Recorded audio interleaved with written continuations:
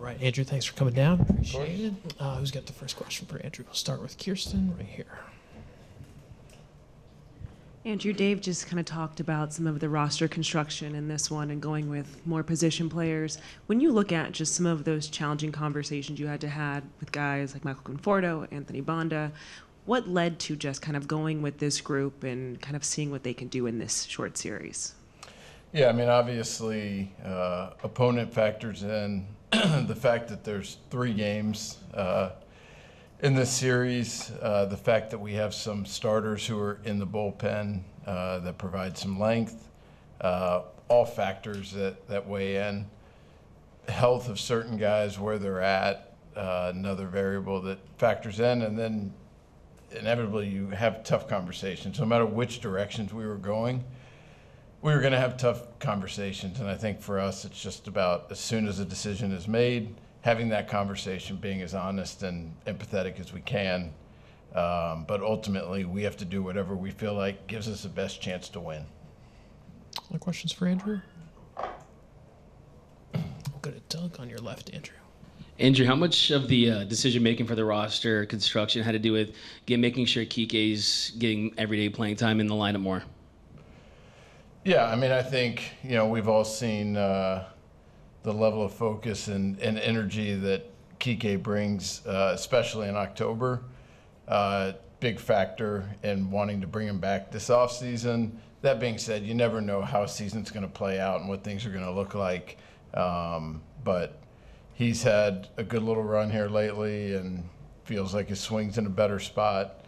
And his ability to kind of slow things down and take what the pitcher gives, and then also add really good defense on top of it is something that, we felt really comfortable betting on. Go to Fabian up front here.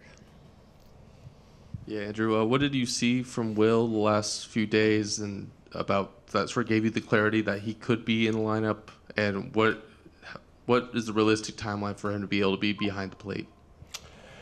Yeah, I think as far as being an option off the bench to hit, it all came down to very simple, like, has the bone in his hand healed or not? And, last week he had a hard time gripping things, and that progressively got better. And so got to a good place where the bone had healed. Now it's about getting strength back.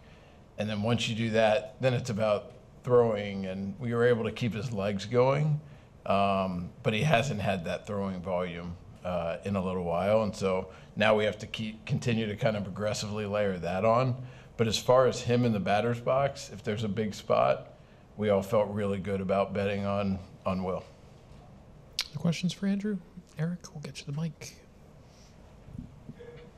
Tommy Edman's back, and he's playing second base today. How is his ankle in relation to potentially playing the outfield? Yeah, he kind of aggravated it last week in Arizona. Playing the outfield, he'll do whatever. But I think for us, the best chance to just keep him going and strong right now is to limit the amount of movement in the outfield. And so at least for right now, that's our thought. And hopefully we get some days and keep going, and it progressively gets better and better and kind of opens that up. But right now we're kind of erring on the side of caution. Standing on your right, Jack. How difficult were just the bullpen problems this year to find answers to, and how are you guys feeling about that group now as you begin this month?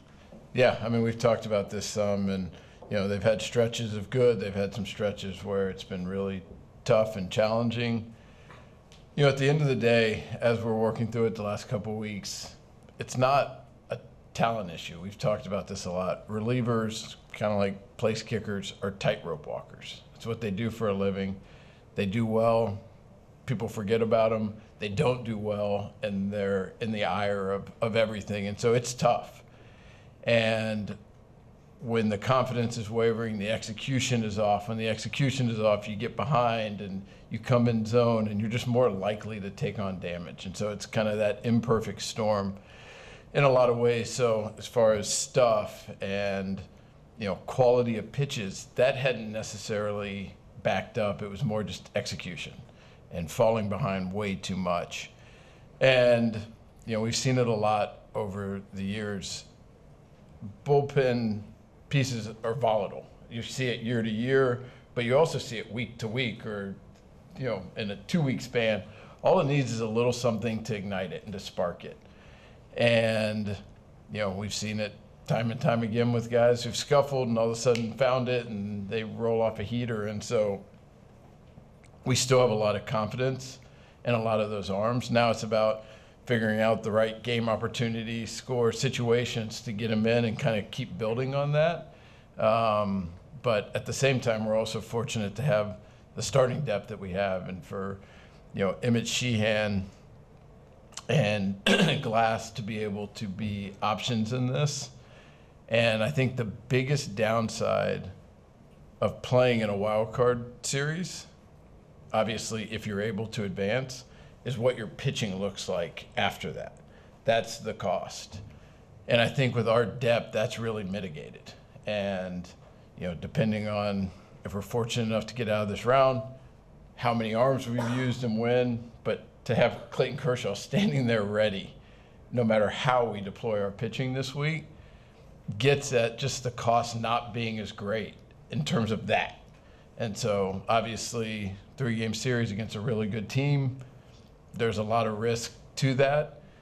But if you could say, hey, you definitely get out of this round, then I would argue it's a good thing that we played these games, but obviously you can't guarantee me that. Take a last question or two before Ellie gets here. Sonia in the back. Andrew, do you think that the time off at the end of the season was enough for Max Muncy to kind of reset and get into a good place health-wise, or will you kind of need to manage him going forward? He's in a good spot. I think it was helpful. He took live at-bats yesterday and felt really good. It's obviously not the same as a game situation, but feel pretty good about where he's at. The swings he took yesterday, you could see in the first at-bat just a little apprehensive. And he's like, okay, feels good, I can trust it. And then he started getting way more aggressive with the swings. So we feel good about where he's at. We'll go to the fourth row on your left, Andrew. Hi, Andrew. How do you evaluate Haesung Kim's first season in your organization, and what do you expect from him in this October? Yeah, I think Kim had a very good year. It's tough transitioning and meeting teammates in a whole new culture, and his personality, his work ethic, his desire to be really good really stood out all year. And I think for the first year and experiencing all of that, I thought he did a great job. And it'll be something that hopefully we win 13 games, celebrate, and then it'll be good this offseason to kind of take everything that he learned this year and have a really good offseason to put him in position to, come in and compete for a lot more playing time next year. Andrew, thanks so much. Appreciate your time. Thank you, guys.